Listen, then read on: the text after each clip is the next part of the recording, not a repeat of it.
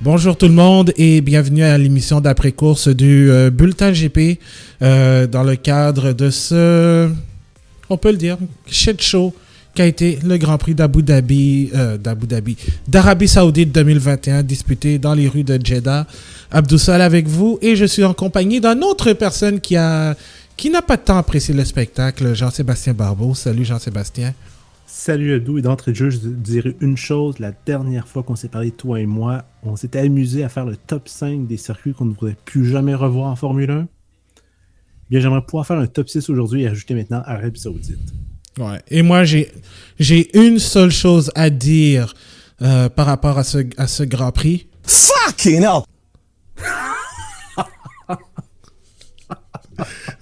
Ouais. Non, c'était horrible. C'était horrible. Et c'est pas horrible uniquement en raison du circuit, en raison des polémiques, en raison des nombreux incidents qui font en sorte que ce Grand Prix est devenu détestable. Okay. Et on le savait sur papier là, que ça allait potentiellement ne pas être très intéressant. Là. Ouais, écoute, tu vois, ça a été fou. Ça a été fou et tout, mais pas pour les bonnes raisons. Pour les mauvaises raisons. Exactement, et c'est ça que j'ai dit aussi sur mon compte Twitter. C'est que maintenant, le Grand Prix de Belgique n'est plus la course ce n'est plus la pire course de la saison. Carrément, là. Ouais, c'est Arabie Saoudite. Mais il y a une seule personne qui ressort gagnant de tout ce Grand Prix. Enfin, deux. Un, c'est Lewis Hamilton parce qu'il se remet à égalité au championnat. Littéralement égalité. Mm-hmm. Et deux, Netflix pour des raisons assez évidentes qu'on verra au mois de mars. J'espère qu'ils étaient là. Est-ce qu'ils étaient là? Parce que je les ai pas vus, mais... S'ils étaient pas là, ils vont s'arranger pour être là. Ouais. Ils vont essayer de soudoyer. Ben, je pense quand même que ce sont les caméramans de la Formule 1 qui sont là en plus. Alors, ouais. Donc, allez, attaquons le dur. Attaquons le dur tout de suite. Parce qu'il y en a beaucoup à parler. Ouais. Est-ce que je donne tout de suite le classement? Oh, ben, faut quand même, hein. Ouais, OK. Donc, Lewis Hamilton a gagné le Grand Prix en 2h06, qui en a paru comme étant 5. Avec le point du meilleur tour, ça c'est le jeu qui commence à faire son effet. Max Verstappen finit deuxième. Valtteri Bottas passe Esteban Ocon au photo finish, si on peut dire. Il y a carrément 1 dixième qui sépare Bottas de Ocon. 102 millièmes pour être précis, et Esteban Ocon aurait dû être le pilote du jour. Définitivement. Daniel Ricciardo finit 4e. Pierre Gasly... 5e. Je disais 4e, mais 5e effectivement. Pierre Gasly, 6e, sa position préférée en qualification. Charles Leclerc et Carlos Sainz, 7e et 8e. Le Jésus de la Formule 1, Antonio Giovinazzi, marque des points à son avant-dernier Grand Prix en Formule 1. Et Lando Norris termine 10e. Et il y a eu 5 pilotes qui ont abandonné. Mick Schumacher, George Russell, Nikita Mazepin, Sergio Perez et Sébastien Vettel. Les 5 abandons sont tous causés par des accidents. Quelle surprise. Heureusement, personne n'a été blessé, en fait, dans ces accidents parce que c'était d'une violence... c'était pas... Oui, vas-y, Jean-Sébastien. Oui, parlons déjà de l'accident de Mick Schumacher. Allons-y dans l'ordre parce que je pense qu'il y a juste une seule façon de pouvoir voir le Grand Prix, c'est par les incidents qui se sont déroulés. Oui. Mick Schumacher qui est sorti violemment au virage 21, 23, je sais que c'est un chiffre impair. Ouais, à peu près, oui. Dans ces eaux-là, il y a un virage 27. Dans ces eaux-là, donc, il est sorti très dur, un peu comme à la façon de Charles Leclerc vendredi lors des essais libres. Mm-hmm. Et chose qui était assez particulière, c'est que la voiture de sécurité est restée très longtemps. Elle est restée plus de 10 minutes en piste avant qu'on décide de mettre le rouge. Et c'est là qu'on peut déjà se poser la première question. Une série de voitures se sont arrêtées à l'exception de Max Verstappen, Daniel Ricciardo, Esteban Ocon et peut-être un ou deux autres que j'oublie de mémoire. Mais ça a été une stratégie très risquée dans la mesure où ils ont parié sur le drapeau rouge parce qu'ils pensaient que ça allait prendre du temps. Chose qui est arrivée, le drapeau rouge a été envoyé sur le circuit après 10 minutes sur la voiture de sécurité, après 5 tours sur la voiture de sécurité, ce qui est une éternité. Mais on s'y attendait parce qu'un accident comme celui-là prend du temps à replacer les barrières Tech Pro. Il faut quand même sortir la voiture. Il y a beaucoup de pièces endommagées. Il y a des morceaux de fibre de carbone un peu partout. Donc, ça prend du temps à nettoyer. Donc, c'est pas particulièrement étonnant de voir que le rouge arrive, mais moi, j'aurais pensé qu'on aurait mis le rouge tout de suite, tu vois. Ouais, moi, ça a pris du temps parce que la barrière, au final, effectivement, elle était endommagée et pas à peu près parce que je pense qu'on a vu à quel point ça a été quand même un gros impact. Certes, mais quand même, ça a pris un peu de temps avant de brandir le drapeau. Je comprends que, évidemment, dans ce genre de situation, tu dois regarder est-ce que c'est faisable de continuer la course comme ça. Mais quand tu regardes que la barrière est complètement endommagée, c'est un rouge direct parce que tu joues pas avec la sécurité des pilotes et du personnel alentour aussi. Oui. Et donc, dans ce cas-là, on peut se poser comme question, est-ce qu'il ne faudrait pas introduire un nouveau règlement? Si on pense que c'est correct, oui, on maintient le jaune, c'est bien, mais au bout de 10 minutes de jaune, il devrait y avoir un rouge automatique. Une espèce d'élément de sécurité, parce qu'on aurait pu rester très longtemps sur la voiture de sécurité, encore une fois. Mm-hmm. Ouais, carrément, parce que c'est fou. On a pensé... Quand je disais que ce Grand Prix avait des allures d'une course de 5 heures, c'est parce que ça a surtout été à cause ça ressemblait à une course de NASCAR, pour les mauvaises raisons que le NASCAR est. Ben, quoique, au moins, ils ont amélioré le spectacle, mais remarque quand même, je crois que on ne veut pas lésiner, surtout qu'avec la course de Formule... Et surtout le fait que, avant de parler de cet incident de Formule 2, il y a eu...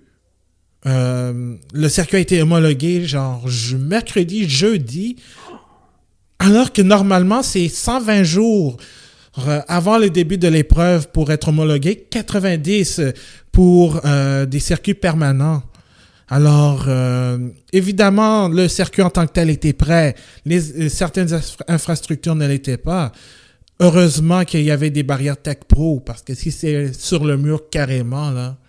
Ben, à ce virage-là, il faut quand même souligner qu'il y avait 3 barrières de Tech Pro, 3 barrières de pneus. Mm-hmm. Donc, quelque chose pour bien encaisser le choc. Et tant mieux, parce que la voiture, dans ce point-là, arrive à plus de 240-250 km/h à peu près, sauf erreur. Ouais, c'est un virage rapide. Oui, c'est un virage très rapide. Comme celui de Charles Leclerc, là aussi, il y a beaucoup de barrières. Donc, c'est bien de voir au moins qu'il y avait des barrières Tech Pro qui étaient là. Mick Schumacher a quand même sorti un peu sonné, mais bon. Donc, drapeau rouge, finalement, au bout de 10 minutes. Donc, ce qui veut dire, on peut toucher à la voiture, on peut faire ce qu'on veut avec ou presque. Mm-hmm. Donc, changement de pneus gratuit, ce qui permet à Max Verstappen de pouvoir reprendre le Grand Prix en tête. Comme Martin Brundle ensuite a dit sur Sky Sport, est-ce que c'est un règlement qu'il faudrait revoir? Peut-être. Est-ce légal? Certainement. C'est comme ça, c'est dans les règles. Assumons-le pendant que le règlement existe. Est-ce qu'il faut le revoir? Légitime question. Là-dessus, la polémique, je pense qu'elle doit s'arrêter là. Après, c'est juste à réfléchir est-ce qu'il faut autoriser ou non le changement de pneus. C'est pas la première fois qu'on voit ça. On l'a vu à Imola cette année. On l'a vu à Monza l'année passée. Oui, surtout Monza. Surtout à Monza. Donc, à déterminer, on semble être beaucoup plus conservateur sur le fait s'il faut maintenir le jaune ou le vert. On est plus prompt à lancer un rouge maintenant. Est-ce qu'il faut revoir le règlement?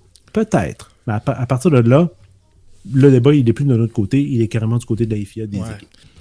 Ben, tu vois, je crois que c'est quelque chose qui est nécessaire à faire.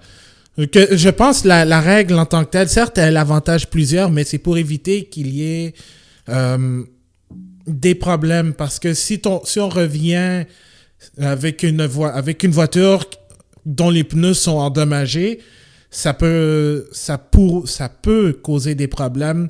Une crevaison, surtout sur un circuit comme celui de Jeddah, très rapide. Et évidemment, on ne lésine pas avec la sécurité. Donc, je crois que le règlement en tant que tel, il est correct. Certes, ça a des avantages. Ça a des avantages. On pourrait comme dire c'est un unfair advantage. Mais c'est pour des raisons de sécurité. Encore là, est-ce qu'il on pourrait trouver un moyen de reprendre ce règlement et de le modifier sans nécessairement garder l'essence en tant que telle? Je pense que oui. Ouais, bon. Donc, ça reste une vraie question. Clairement, on n'a pas fini d'en parler de celle-là. Dans ce cas-là, il aurait juste fallu sortir le rouge automatiquement. Mais bon, c'est peut-être plus difficile à prévoir. Ou sinon, l'autre possibilité, c'est de dire aux voitures d'attendre 2, 3, 4 tours, que ce soit à l'avant-dernier tour où le changement de pneu peut être autorisé. Mm-hmm. Mais là, après, on crée un autre problème, double stacking. Oui. Oh, le double stacking, surtout dans le cas de Bottas aussi, parce qu'on parle beaucoup de ce qui s'est passé après, mais Bottas qui a ralenti un peu, c'est comme il s'est passé un peu la même chose avec Lando Norris l'année dernière en Italie, avec cette histoire de voiture de sécurité où il a ralenti et tout. Mais au moins la FIA n'a rien dit là-dessus, donc je pense qu'on peut passer à autre chose aussi. Mais pour vrai, le double stacking aussi, c'est un problème en soi. Oui, c'est un problème en soi. Et Mercedes le fait pour s'étranger pour que ça marche assez bien. Mais bon, ça reste une autre polémique. À mon avis, c'est pas la principale. Il y a des choses beaucoup pires qui sont à discuter, notamment la relance. Mm-hmm. Et tu vois, La première relance. Et tu vois, juste avant de parler de cette première relance, il y a Karun Chandok sur Twitter qui a dit concernant le changement de pneus sous le drapeau rouge. Dumb rule. Et devine, il cite de ça de qui? Un certain Jimmy Johnson. Qui a dit que on peut changer les pneus en Formule 1. Qui a appris qu'on pouvait changer les pneus en Formule 1. Donc, ouais, c'est une règle. C'est une règle, certes, désavantageuse pour plusieurs, mais qui est là pour des raisons sécuritaires. Je pense que ça peut être changé parce que, sérieusement, c'est quelque chose que beaucoup de gens vont se plaindre ad vitam aeternam. Oh oui, clairement. Bon, on parle tout de suite de cette relance. Oui, donc la première relance au tour numéro 15-ish. Ouais. Donc, Max Verstappen est premier, Lewis Hamilton est deuxième et Esteban Ocon est troisième. Départ assez exécrable de la part de Max Verstappen. Bon départ de la part de Lewis Hamilton. On arrive au virage numéro 1. Lewis Hamilton essaie de prendre l'extérieur. Non, c'est plutôt le contraire. Il prend l'intérieur et Max Verstappen est sur l'extérieur. Coupe le virage numéro 1. Coupe dans le virage aussi numéro 2 qui suit immédiatement. Se ramasse devant. Lewis Hamilton est un peu déporté. Et Esteban Ocon arrive à passer au travers. Et c'est lui qui, visiblement, mène le Grand Prix. Donc, polémique là. Est-ce qu'il y a eu du hors-piste? La réponse, oui, clairement. Mm-hmm. Dans sa malchance si on peut appeler ça une malchance à Max Verstappen, je me demande s'il avait pris normalement le virage, qu'est-ce qui serait arrivé parce que Valtteri Bottas est arrivé comme une balle derrière, il a fait des cloques sur ses pneus. Je me demande même s'il ne serait pas rentré dedans sinon. Une chance, mais je pense qu'en temps normal, il y aurait eu... Si Verstappen avait réussi son virage, je pense qu'il y aurait eu contact entre lui et Hamilton. Je pense que ça aurait été clair. Ça, oui. Il y aurait sans doute eu ça aussi qui serait arrivé. Donc, non, je pense que... donc, visiblement, la polémique ne finit pas là parce qu'évidemment, on se dit, bon, on peut laisser la place à l'autre et tout. La polémique va enfler drastiquement dans la mesure où il va y avoir un drapeau rouge qui va arriver rapidement à la suite d'une collision par Sergio Pérez qui se fait rentrer dedans par... Charles Leclerc. Charles Leclerc, voilà. Et donc là, dans une partie du circuit où c'est très serré et rapide, une autre voiture a aussi perdu le contrôle et en la personne de Nikita Mazepin qui aurait pu se faire très très mal parce qu'il est rentré dans le derrière de la voiture de George Russell. De George Russell, oui. Ouais. Ça aurait pu très mal finir pour Nikita Mazepin, disons-le, parce qu'un accident comme celui-là, ça fait mal. On l'a vu ce matin, parce qu'on enregistre dimanche, 1 heure après la fin du Grand Prix. Théo Pourchère et Fittipaldi ont eu une collision au départ. La voiture de Pourchère a calé au départ et on sait que ça, c'est très dangereux. On se souviendra de Montréal 82. Voilà.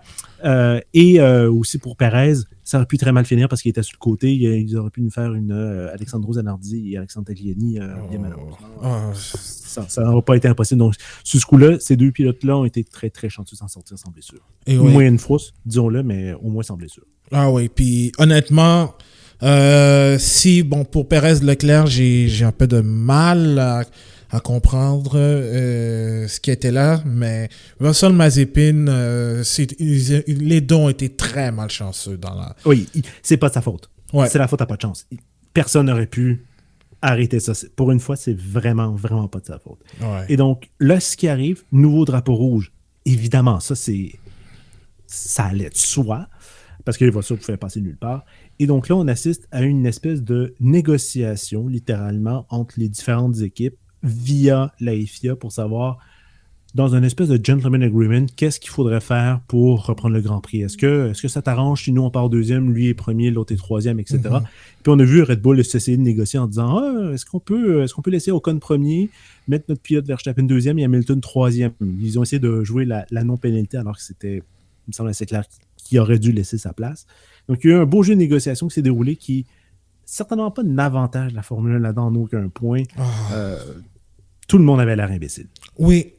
Le mot est juste, Jean-Sébastien. On va pas mâcher nos mots. Ça a été imbécile. J'ai jamais vu un officiel faire un deal, que ce soit dans n'importe quel sport. Bon, d'accord, au football américain, canadien, bon, c'est possible. Mais dans n'importe quel autre sport, il n'y a pas de deal qui se donne pour dire, OK, si jamais on te donne ceci, on te donne la chance de te reprendre, sinon c'est une pénalité. Les règlements sont clairs et je pense que durant tout ce Grand Prix, la FIA écoute, je comprends qu'il y a un championnat en jeu et allez réécouter notre épisode dans le podcast où on parle justement des commissaires. Mais ça a été énormément de la chenoute. Bon, là, vous ne savez pas les auditeurs, mais on va juste faire un petit montage parce que la connexion d'Abdou a des moyens soucis. On ne dira pas des mots vilains contre l'opérateur téléphonique d'Abdou, mais bref. On a le même en passant. On a le même en passant. Qui commence par F. F in the chat. F in the chat. Et donc, on parlait justement de cette polémique qui se déroulait entre cette espèce de gentleman agreement qui se déroulait live devant nos yeux via les montages découpage télé de la FIA qui font que la Formule 1 avait l'air un peu système B ou système D, nommez-le. La Formule 1 avait l'air ridicule. Mais il ne faut quand même pas oublier que la Formule 1, c'est un élément de consensus. Le consensus est très difficile à obtenir, surtout dans un lieu où il y a beaucoup d'argent qui est en jeu. La Formule 1 est ultra capitaliste, elle est ultra libérale. C'est une manière de faire qui choque sans doute beaucoup de gens, contrairement au sport professionnel nord-américain qui, oui, est résolument capitaliste, mais dans sa manière d'être construite est résolument socialiste dans la mesure où on divise les profits de part égale entre chacun des groupes actionnaires, des propriétaires, alors que la Formule 1, oui, il y a cet élément-là, mais il y a un élément très facile à modifier les règlements. Donc, on trouve des terrains d'entente, on trouve des éléments de commune mesure. Donc, d'un point de vue très sociologique, philosophique ou économique, la Formule 1, elle est très, très, très capitaliste, très à droite. Et donc, voir cette espèce de gentleman agreement se dérouler devant nous peut sans doute choquer jusqu'à un certain point parce que ça ne semble pas vouloir respecter l'esprit sportif, l'esprit communautaire, tout ce que vous voulez. Donc là, on a eu à faire face à quelque chose qui détonne terriblement et qui ne donne pas une belle image de la Formule 1, à mon avis. Ah non, je suis d'accord. Écoute, Lando Norris l'a dit aussi dans l'après-course sur F1 TV. Et moi, je pense que le livre de règlement sportif, en fait, les livres de règlement de la Formule 1 devraient être réécrits de A à Z parce que c'est pas clair. Le règlement sportif, bon, le règlement technique, lui, bon, ça va, je veux dire, on essaie de trouver les zones grises où il y en a, ça c'est très bien, Ouais. c'est l'ingéniosité humaine. Le règlement sportif, c'est une autre paire de manches. Il y a beaucoup de problèmes, juste la durée d'un Grand Prix, quelle doit-elle être? On vous réfère au Grand Prix de Belgique.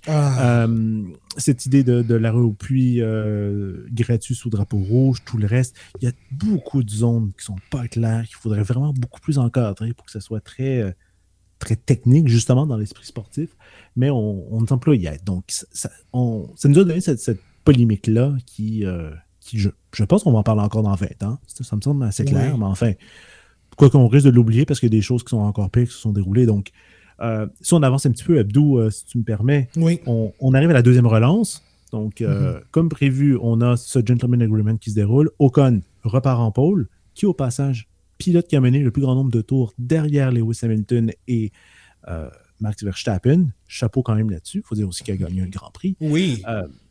Part premier, mais tombe troisième parce que, disons-le, Max Verstappen a fait un superbe départ. Il est allé chercher dans l'intérieur.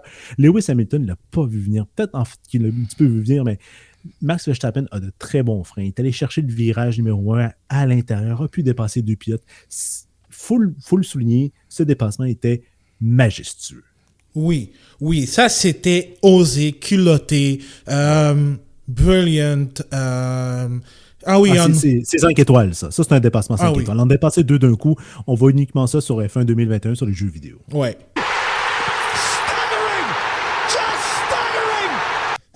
Ouais.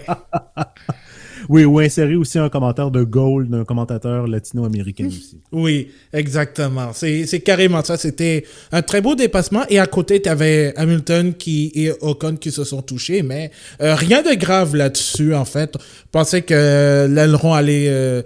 le côté de l'aileron avant d'Hamilton allait partir, mais finalement, non. Donc... Ocon a gardé la deuxième place, Hamilton troisième, et au tour suivant, Hamilton a été capable de dépasser le Français, mais vraiment, ça a été un départ très bien réussi, et même une relance réussie de la part de tout le monde, si on peut dire. Oui, comme il reste une voiture, les probabilités sont qu'il y ait moins d'instants, mais on s'est fait avoir parce que quelques instants plus tard, on a vu un Yuki Tsunoda rentrer dans Sébastien Vettel, qui a passablement dommagé sa voiture, et à partir de là, Sébastien Vettel a vu sa journée juste s'aggraver au fil des tours. On pourra relever notamment plus tard l'incident entre lui et Kimi Räikkönen. Oui. Kimi Räikkönen, qui n'a aucune idée de ce qu'il faisait là à ce moment-là. Il était exactement au mauvais endroit, au mauvais moment. C'est de sa faute là-dessus. Je suis un petit peu étonné qu'il n'y ait pas eu de pénalité là-dessus, Kimi Räikkönen, parce qu'il était sur l'extérieur, c'est passé à l'intérieur, Sébastien Vettel, puis clairement, il n'y avait pas la place. Là-dessus, je pense que la faute revient à Kimi Räikkönen, mais bon, c'est son avant-dernier Grand Prix, Sébastien Vettel doit être un petit peu déçu de sa performance aujourd'hui, mais ça s'est juste très, très mal passé. Et donc, au fil de ces incidents-là qu'on a vu avec Sébastien Vettel, on a vu des morceaux s'étaler sur la piste, de plus en plus. Et ce qui rappelle beaucoup du NASCAR, parce qu'il y a certains endroits où il y avait carrément des pièces qui formaient une chicane mobile. On l'a vu notamment avec une des pièces dans un des virages où Max Verstappen s'est tassé vraiment au dernier instant possible. Lewis Hamilton a eu un petit peu plus de temps parce qu'il a vu la voiture zigzaguer, donc a compris qu'il y avait un problème à cet endroit-là. Mais donc, on a vu 2, 3 voitures de sécurité virtuelles passablement longues aussi. Je me serais même attendu une voiture de sécurité, en fait, régulière sur la piste pour s'assurer que l'ensemble des pièces soient éliminées. Mais non, on a préféré parier sur la voiture de sécurité virtuelle. Un avis là-dessus, parce que moi, je trouve que c'est une mauvaise idée. Voiture de sécurité, carrément. Juste pour ramasser les débris, parce que on a vu un commissaire de piste passer directement. Écoute, c'était bien exécuté et tout, mais je pense que la voiture de sécurité aurait été une bonne idée pour, disons, prendre le temps de ramasser le plus vite possible les débris, sans nécessairement ralentir avec un drapeau rouge la course qui était déjà longue en passant. Oui, parce qu'à ce moment-là, ça faisait déjà plus d'1h30 que le Grand Prix avait commencé. Avec les 2 rouges, ça ralentit beaucoup la chose. Mais il me semble, parce qu'on réduit les voitures de la vitesse de 40%, mais il reste des voitures partout sur le circuit à ce moment-là, donc on ne peut pas nécessairement tout le temps nettoyer la piste, ce qui a sans doute tué un peu le rythme de ce Grand Prix, à mon avis. Oui, effectivement, ça a carrément tué... le rythme était déjà tué avec 2 drapeaux rouges. C'est juste la suite qui était à prévoir. Écoute, c'est surtout la voiture de Vettel. Et je suis même surpris qu'on n'ait pas, je sais pas, décidé de retirer la voiture de Vettel plus tôt que prévu parce que, écoute, elle était presque en limbo avec l'accrochage avec Tsunoda dont la pénalité de 5 secondes était entièrement méritée et celui avec Kimi Raikkonen. Donc, je comprends pas du côté d'Aston Martin pourquoi on a décidé de le garder un peu plus longtemps. Si sa voiture allait amener des débris un peu plus en piste, surtout dans l'éventualité où je regarde le classement, Lance Stroll, il a fini 11e. Certes, il était loin de Lando Norris, mais Stroll, dans la situation où il partait en avant. Lui et Vettel partaient en avant-dernière ligne. Avec... c'est une qualification catastrophique. Et le fait d'avoir une course telle qu'on a vue, ça aurait pu lui permettre d'aller chercher des points, mais malheureusement, ça n'a pas été le cas. Exact. Et donc là, on arrive au Grand Prix du jour, à la polémique qui va faire tâche pendant plus de 20 ans encore. Oh c'est à quel tour à Doux? Tu l'as noté? J'ai pas noté parce que ça venait je suivais la course de partout, Facebook, Twitter, Messenger, Discord, j'ai carrément oublié c'était quel tour. Donc on arrive je pense autour du 33e, quelque chose comme ça. Ouais, à peu près. Brake testing, it's Baku all over again, les amis. Donc visiblement, on est en train de dire à Max Verstappen faudrait que tu lui laisses la place ou tu ralentisses pour lui redonner le temps que tu as gagné par rapport à l'incident qui s'est passé quelques tours auparavant. Donc, semble obéir, ralentit. Se trouve, lui, sur le côté droit du circuit, sur la ligne droite des stands, enfin, en approche de la ligne droite des stands, et Hamilton ne comprend pas trop la situation. Je l'aurais pas mieux compris que lui, à mon avis. Je pense que c'est assez bizarre. Et essaie de donner un coup... vient pour donner un coup d'accélérateur, sauf qu'en même temps, Verstappen n'accélère pas non plus, rentre dedans, et donc là, on arrive à Lewis Hamilton qui nous dit « Brake testing, ce mec est fou, il a sans doute essayé de me tuer, on peut sans doute penser aussi que Lewis Hamilton a dû penser cette chose-là. » Et donc là, on arrive à cette polémique qui fait en sorte que a-t-il voulu faire ça de façon intentionnelle? Je pense qu'il y a eu confusion de la part des deux. Évidemment, il faut mettre aussi dans le contexte que les deux s'approchaient je pense qu'ils étaient proches de la zone de DRS aussi. Oui. De la zone d'activation du DRS ou de détection, si je me souviens bien. La zone d'activation, parce que la zone de détection se fait au virage 26. OK. Avant le virage 26. Avant le virage 26, OK. 26-25, là, avant cette ligne droite qui est un virage, là, un double virage. Donc, moi, je pense qu'il y a eu confusion. Je crois que Max voulait vraiment le laisser passer, mais tout en gardant l'avantage pour obtenir le DRS ou de se défendre si tel est le cas. Puis Lewis, je crois qu'il attendait le signal pour lui dire « Ah, Max va le laisser passer. » Je crois que personnellement, c'est juste une confusion. Il n'y avait rien de malicieux. Je ne crois pas qu'Hamilton a voulu causer une collision avec Verstappen. Je ne crois pas que Verstappen a fait un brake test. Mais ça a été une catastrophe dans les deux cas.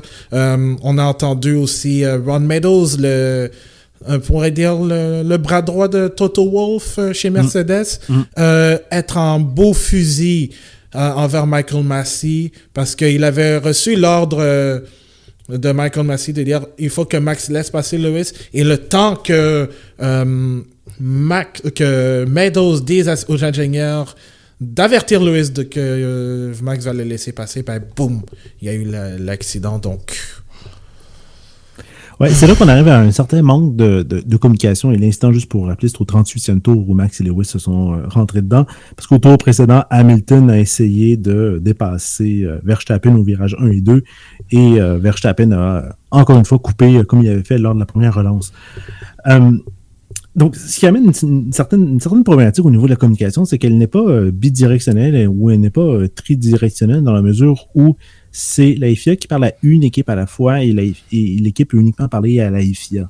Si la FIA avait pu parler aux deux équipes en même temps pour se mettre clair sur la stratégie à faire, je pense pas qu'on a eu cette polémique. Mais là, par le temps qu'on donne l'information à l'un, qu'on retourne vers l'autre, qu'on donne l'information à l'autre, c'est que le premier, pendant ce temps-là, transmet encore une fois l'information. Donc, ça déboule, ça joue par un effet de boule de neige. Je trouve que des fois, il y a des gens aussi qui peuvent poser d'autres questions. Donc, par le temps qu'on traite la première demande, il faut retourner à l'un et à l'autre, ce qui fait en sorte que c'est très compliqué. Et on est arrivé à cet élément-là, à mon avis. Oui, effectivement. Et écoute, avant même que cet incident ne se produise, il faut qu'on parle de la tentative de dépassement d'Hamilton sur Verstappen qui a mené après à cet incident. Moi, je pense la pénalité de 5 secondes à Verstappen, et je l'ai même dit en privé dans notre groupe du Bulletin GP sur Messenger, elle était méritée. La pénalité de Verstappen était méritée parce que oui. Il a gagné, on l'a vu, il a gagné un avantage. Oui, il a essayé de se défendre, mais il était hors piste et il est revenu carrément à sa position, mais un peu plus loin devant Hamilton. Donc, il aurait dû ralentir en quelque sorte. Et c'est quelque chose, comme je disais, qui s'est vu avec Johan Daruvala samedi lors de la deuxième course de Formule 2. Justement, il s'est pris une pénalité de 5 secondes pour la même offense, au même endroit en plus. Donc ça, pour moi, c'est clair et net. Maintenant, l'incident, le contact, je ne vois pas à qui on voudrait blâmer ça. Je pense pas que les pilotes ne sont pas nécessairement à blâmer, parce que je pense qu'ils voulaient, avoir tous les deux le DRS, mais je pense qu'il y a eu un énorme manque de communication, autant de la part de la FIA. Bon, la FIA peut-être a fait la chose à faire, mais le temps était assez rapide pour faire l'exécution. Alors, vraiment, ça a été du beau n'importe quoi. Puis là, en ce moment, au moment où je te parle, Hamilton dit qu'il y a eu un brake test. Je ne pense pas encore. Je ne pense pas que ce soit le cas. Mais présentement, les deux sont au bureau des commissaires pour expliquer ce qui s'est passé. Normalement, c'était prévu pour 23h40 heure locale. Là, ça a été repoussé à minuit, puis je pense qu'ils se parlent encore. Donc, écoute. Oui, parce qu'il faut savoir qu'au moment où on enregistre, il est 16h24 heure de l'Est, sur la côte Est nord-américaine. Sky Sport nous a dit, donc il est passé minuit là-bas, Sky Sport nous dit que le verdict est toujours attendu au moment où on se parle. Donc, à moins qu'on décide de prolonger le podcast ou que mes problèmes de connexion Internet refassent surface, je ne pense pas que d'ici la fin, on aura une décision finale. Mais de toute façon, je mettrai la mise à jour sur nos réseaux sociaux à savoir est-ce qu'il y a eu une décision ou non, est-ce qu'il y aura pénalité ou non. Et toi, Jean-Sébastien? Et donc, oui. Je pense pas que les pilotes soient assez fous pour faire un brake testing à 200 km/h ou à 100 km/h. Soyons francs, là. Moi, ça va sans doute paraître pas assez vindicatif ou rentre dedans par plusieurs, mais j'ai sincèrement l'impression que c'est un manque de communication entre la FIA et plusieurs équipes et le message qui était mal placé et on a fait une action trop rapide peut-être. Mais bon, c'est l'esprit de la course, ça se déroule rapidement et c'est difficile de pouvoir tout contrôler. Et on sait comment les deux pilotes sont ambitieux, pour ne pas dire autre chose. Ce qui nous amène à cet incident-là. Donc, j'ai de la misère à avoir une opinion claire. C'est vraiment ennuyant parce que dans ce genre de d'éléments contrôlés où on aime donner une opinion, etc. J'en ai pas une qui est très claire parce que j'ai l'impression que c'est juste une faute plate de communication. C'est vraiment ennuyant. Certains auraient sans doute aimé qu'il y ait plus de bataille et de sang, mais je pense vraiment que c'est juste une très, très mauvaise, une mauvaise situation de communication. Oui, je suis d'accord avec toi. Puis, écoute, pour une fois qu'on pouvait avoir une bataille en piste très bonne entre les deux, ben ça se joue encore au bureau des commissaires. Mais moi, comme je disais tout à l'heure, il y a quelque chose que j'aime profondément dans ce qu'on a vu aujourd'hui, c'est que la Formule 1 se construit par des mythes où il y a des batailles complètement improbables, voire impossibles. Un Senna-Prost, la façon dont ça s'est terminé 2 années de suite, dans les années 80-90, c'est un peu ça. Ce qu'on voit aujourd'hui, c'est ça aussi. Il y a un Villeneuve-Schumacher 97 qui se finit dans des polémiques de fou, mais qu'on retient parce que ça fait partie du mythe de la Formule 1. Ce sont des mythes fondateurs qui permettent à ce sport d'avoir cette image. J'aime beaucoup ce que je vois, même si c'est assez laid.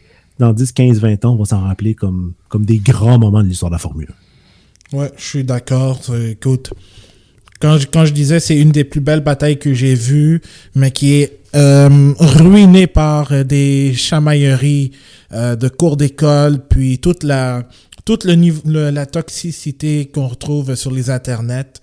Oui. Est-ce qu'on est vraiment surpris? Non. Non, on n'est pas surpris. Moi, c'est l'élément, par contre, que je trouve négatif. C'est pas tant une bataille de pilote qu'une bataille de patron en ce moment. C'est davantage un Christian Horner versus un Toto Wolff et des fans qui sont à cran, mais à cran comme c'est impossible.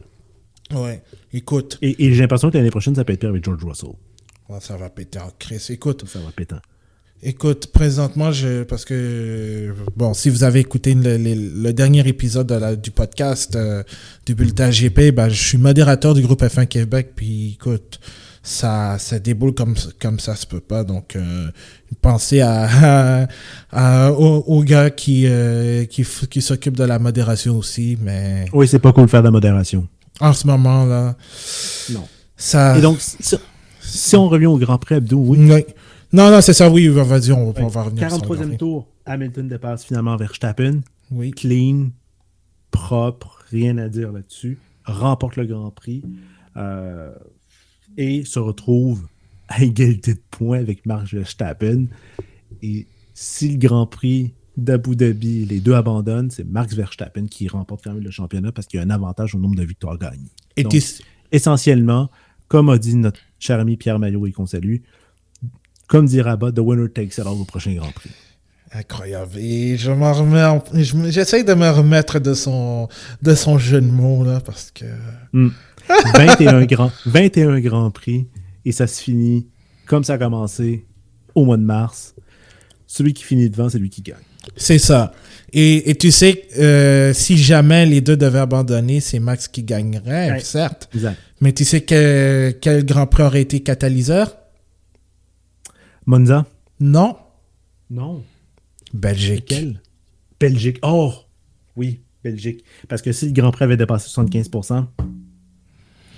Ben non seulement ça, c'est parce qu'ils ont déclaré... Bon, ils ont fait 2 tours, parce que sinon, il n'aurait pas ramassé des points, puis il sera en retard sinon Verstappen, c'est vrai. Tout à fait. Ben oui, j'y pense. Oh, mon Dieu. Ah oui. Aïe. Écoute, t'imagines... Et dire que c'est dans une semaine en plus. Ouais, c'est tout de suite, là. C'est tout de suite.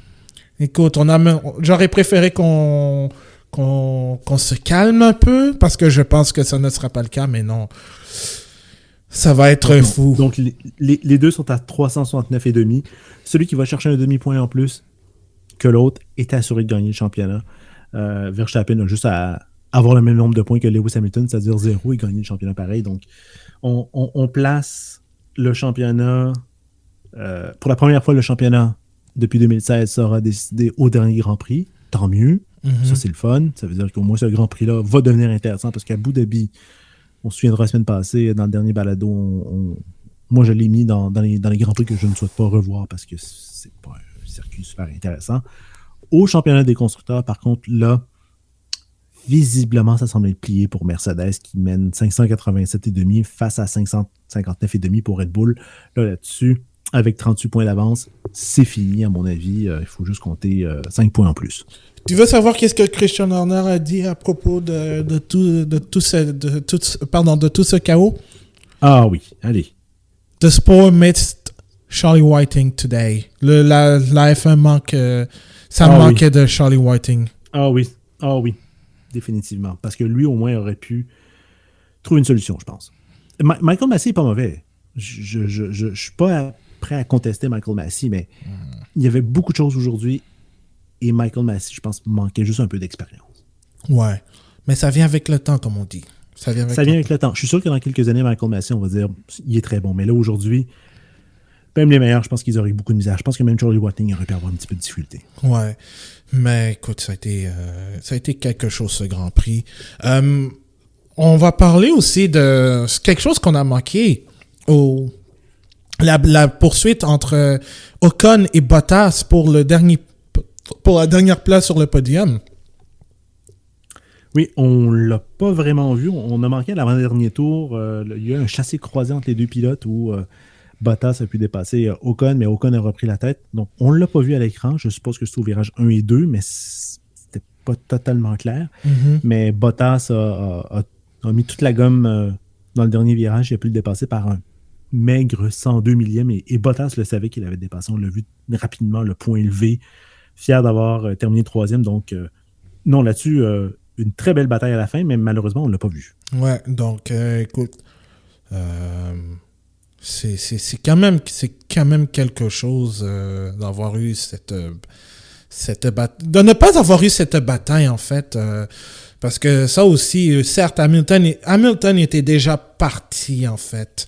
Était déjà parti vers la gloire. On aurait aimé ça voir. Il y avait plus de 5 secondes d'avance. Ouais. À moins qu'Hamilton ne fasse une erreur, ok, on aurait compris, on remet tout de suite. Mais Ocon Bottas, c'était pour la dernière place sur le podium. Alors, je comprends pas comment ça se fait que la réalisation ait manqué ça, à moins que ceux qui regardaient la bataille Ocon-Bottas sur F1 TV dans la caméra embarquée dans des deux aient pu la voir, mais sinon, dans la réalisation générale, ça a été un flop. Oh oui. Écoute, c'était Monaco 2021 all over again. Exact. Ouais, alors heureusement pour Bottas, c'était un podium après une course un peu chaotique, son départ raté, la première relance ratée, un peu de difficulté pour dépasser de Ricciardo, ce qu'il a fait, et là Ocon au photo finish carrément. Et bon, au moins, ça permet à Mercedes d'avoir un gros avantage dans la course au titre chez les constructeurs, qui va se jouer évidemment à Abu Dhabi. Donc, c'est quoi? Je pense que ce sont 28 points. C'est 38. Donc, c'est quand même assez important c'est assez important et je crois que Mercedes devrait, en principe, à moins d'une catastrophe monumental, devrait être champion pour une 8e année consécutive. Jean-Sébastien... Non, mon erreur, c'est 28 points. Tu as raison. J'ai dit une grosse niaiserie. C'est moi qui ne sais pas calculer. C'est 28 points. OK, c'est 28. OK, donc effectivement, c'est 28. Donc, d'après toi, Jean-Sébastien, je sais que tu l'as dit ouvertement. Est-ce que Jeddah, on le garde ou non? Ben, évidemment, on sait que ce ne sera pas là pour... évidemment, on dit qu'ils vont aller à Qiddiya en 2023. Au moins, donc ça, c'est une bonne nouvelle. Mais... Jeddah revient tôt en 2022. Hein. Ils reviennent en deuxième ou troisième Grand Prix, donc ils reviennent très, très rapidement. Ouais, deuxième Grand Prix. Deuxième Grand Prix. Est-ce qu'on le garde, hein? Ouais, ben en fait non. Mais est-ce que tu as apprécié le circuit en tant que tel? Non. Non. Hein? Non, je l'ai pas apprécié. Éliminons toutes les polémiques et les accidents qu'il y a eu là. Il y a eu combien de dépassements aujourd'hui? Ouf, bonne question. Pas beaucoup. Pas beaucoup. pas beaucoup. C'est pas un circuit qui est très intéressant. Il y a une citation de Christian Horner qui vient de sortir et je suis malheureusement un peu d'accord avec lui. Il nous dit « Le secteur 1 est plus anglais sur le pilote, alors que les secteurs 2 et 3, c'est une question de moteur. Tout le monde peut conduire sur une ligne droite. » Ouais, et c'est vrai, je suis d'accord avec lui. C'est une ligne droite, c'est une ligne droite complètement modifiée là. Oui, c'est juste des virages, mais on reste à fond la caisse. Et ça donne pas des opportunités de dépassement incroyables. À la limite, Singapour a plus de chances de dépassement, mais c'est pas un circuit qui donne particulièrement envie. Je redoute la prochaine fois qu'on va y retourner. La dernière fois, on va y retourner, espérons-le, qu'on y retournera qu'une autre fois, en mars-avril pour cette prochaine édition du Grand Prix d'Arabie Saoudite, mais je m'attends à ce que le résultat soit sensiblement le même, même avec des nouvelles voitures. Ouais, mais avec moins de chaos, je l'espère. Espérons-le, parce que c'était, comme tu as dit au début de balado, c'est un pur shit show, ça. Ouais. Écoute, et même Alonso qui a dit, je pense, avec tous les débris qu'il y avait, on a besoin d'une voiture de sécurité. Est-ce que Michael nous écoute? Le circuit est dans les pires conditions qu'on a eu ce week-end. On a eu, évidemment, il extrapole une centaine de drapeaux rouges et maintenant on roule sur un circuit comme ça à 300 km/h. Oui, c'est tout ce qu'on ne veut pas voir en Formule 1, on l'a vu là. Oui, effectivement, écoute, ça a été carrément vraiment compliqué. Et surtout, dans la situation où on dénonce justement tous les droits, tout le bafouage de droits humains en Arabie Saoudite, excuse-moi.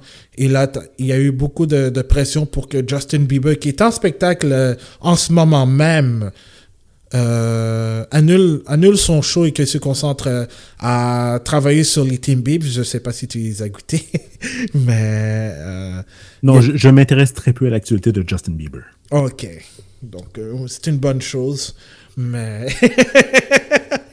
mais écoute, ce Grand Prix aura été controversé du début jusqu'à ses premiers tours de piste. Et comme je l'ai dit aussi, qu'un circuit soit homologué une journée avant les débuts des essais, inacceptable. C'est inacceptable. Écoute, c'est comme si je te disais, bon, certes, j'ai construit une patinoire de hockey prête pour accueillir la LNH une journée avant le début du match. Et te dis, OK, c'est correct, mais... il va y avoir quelques modifications à faire. Il arrive quoi que ce soit, c'est pas grave. Deal with it. Deal with it. Écoute, ça a été du n'importe quoi. Et évidemment, je pense que les infrastructures restantes vont être finalisées de construire pour le Grand Prix de 2020. Pour le Grand Prix de 2022, au moins, ça va leur donner un peu un avantage. Mais écoute, moi, personnellement, ce circuit... c'est beau sur un tour lancé, mais pour un Grand Prix, je pense pas que j'ai vraiment envie de voir une course comme celle-là, encore une fois. Là. Non, vraiment pas. On vient d'apprendre, ça vient de sortir, il n'y a pas d'action supplémentaire entre l'incident de Charles Leclerc et de Checo Pérez. Ah, tu m'as fait peur. Je pensais que c'était pour les deux. Non, c'était entre Leclerc et Pérez. OK. Donc bon. Ça, au moins, c'est réglé. Ça, c'est pas si grave, parce que pour moi, c'est un incident de course. Ouais, ça, c'est clair. Et justement, on allait passer justement à ce qui s'est passé un peu plus tôt ce matin en Formule 2. Et accident effroyable. Grosse frayeur. Grosse frayeur.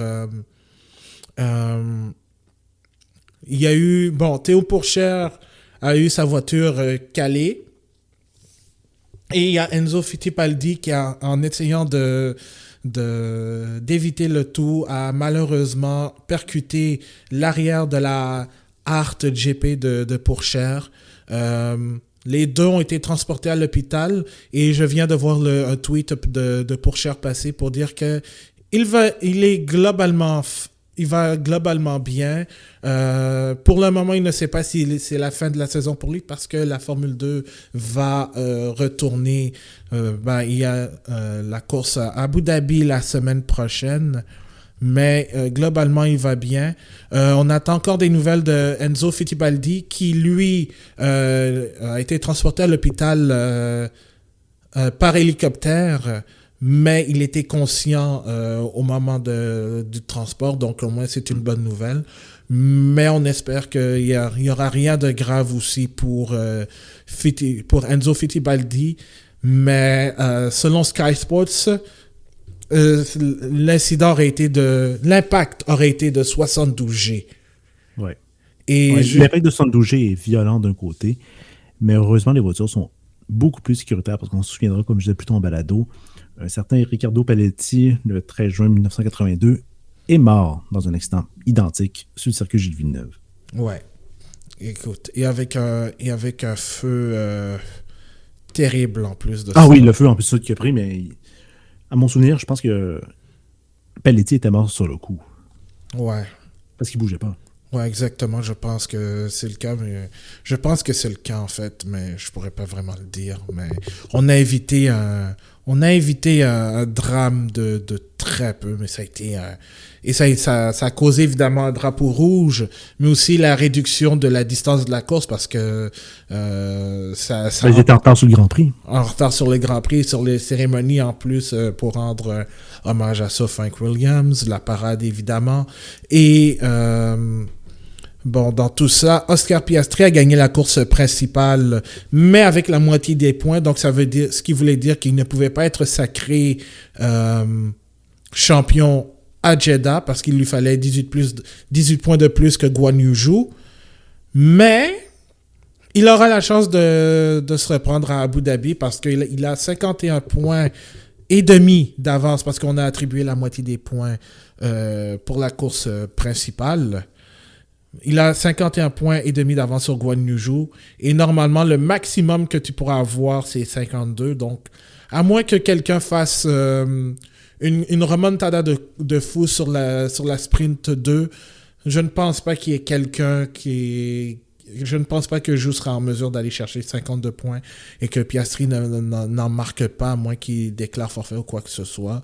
Mais Piastri devrait être champion. Il a même gagné la course de sprint 2, justement avec un dépassement sur Rehan Daurvala qui a été déjà pénalisé pour justement avoir gagné un avantage sur le Néo-Zélandais. Et parlant de Néo-Zélandais, Marcus Armstrong a gagné la toute première course sprint. Les deux courses, je dois dire, étaient très bonnes.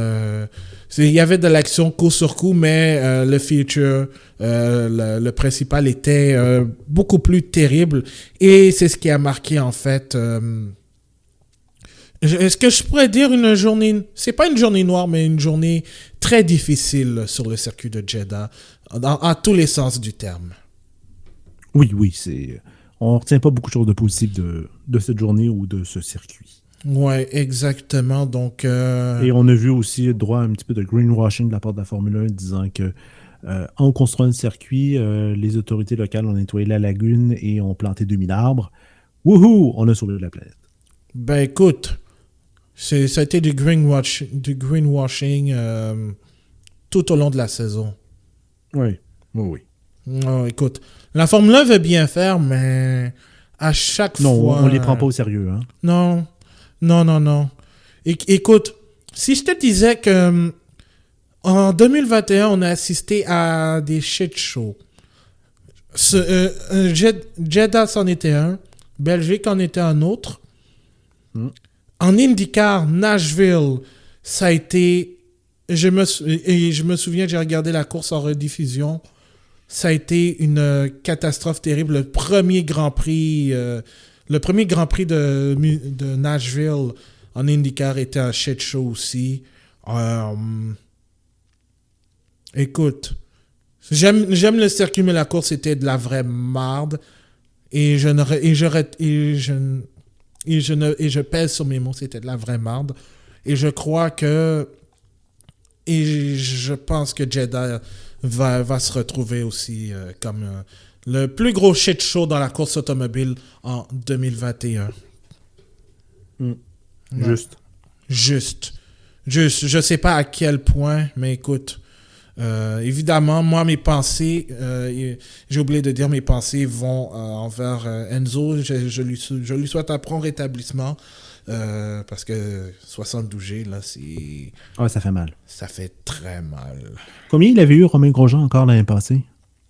Ouf, c'est une bonne question, je me souviens plus. On était dans plusieurs dizaines, nous aussi. Ouais, je pense qu'on était... Je crois que c'était dans ces... Plus que... Je pense que c'était plus que 40 à peu près. Donc, si jamais il y a quelqu'un qui veut me confirmer le tout, feel free. Parce que je pense 67G. Oh! Ok, on n'est pas loin, là. On n'est pas loin. Donc, voilà, c'est... Voilà, donc, ouais. On va essayer... C'est un Grand Prix qui passe à l'histoire pour les mauvaises raisons, mais bon. Merci. Il est terminé. La bonne nouvelle, c'est qu'on s'en va au dernier Grand Prix de la saison et on va couronner un champion du monde. Oui. En espérant que c'est... En espérant que ce soit... le plus propre possible et que ça ne se décide pas sur, justement, des décisions de commissaire de piste, de commissaire, pardon. Je ne suis pas parié que ça va être propre. Non. Enfin. Mais bon, c'est le dernier Grand Prix, c'est un petit peu normal que ça soit un petit peu moins propre. Donc, je pense qu'un Grand Prix qu'on va apprécier beaucoup, le départ est donné à 8 heures, sauf erreur. Oui. La semaine prochaine, voilà, donc on revient à la bonne vieille heure régulière de la Formule 1, le départ à 8 heures. Et oui, ça va être excitant possible. Souhaitons-le. Alors, je vais vous donner tout de suite, avant de vous donner nos prochains rendez-vous, en fait, le classement des pilotes. Donc, c'est clair, il y a égalité maintenant entre Max Verstappen et Lewis Hamilton avec 369 points et demi. Nice. Et bris d'égalité avantageant aussi Max Verstappen, disons-le, si ça se termine égalité. Exactement, avec 9 victoires contre 8 pour Hamilton, qui en a 8. Valtteri Bottas a 218 points et officiellement va terminer 3e, puisqu'avec l'abandon de Sergio Perez, il y a un écart de 28 points. Donc, Bottas va terminer l'année en 3e place.